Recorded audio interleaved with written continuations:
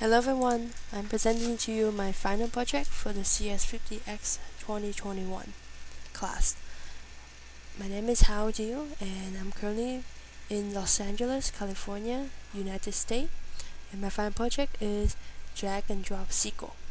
So Drag&Drop SQL is an interactive online SQL tutorial that focuses on basic SQL command.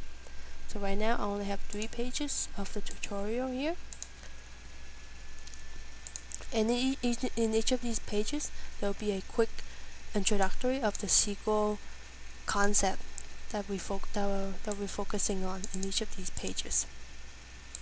And after a quick introductory, there will be a descriptions of the database or the table that we'll be looking at, and also the tasks or the questions that we're looking to answer to our SQL database.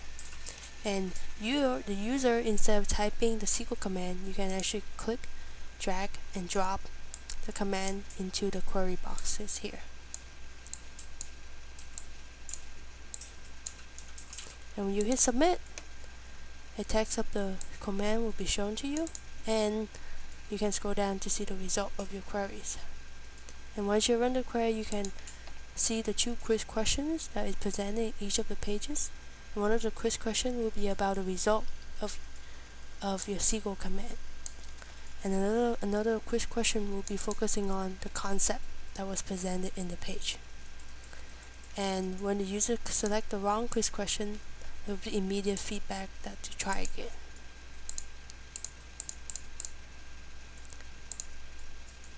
And here, when the user select the correct answer, then the web page will show you that this is the correct answer.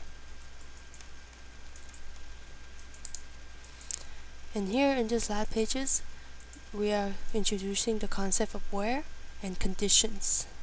And here, as you can see, I have a text box where the user can type in the conditions that we want to search. So we can see how select. Branch name is the name of the column. District. From branches was the name of the table.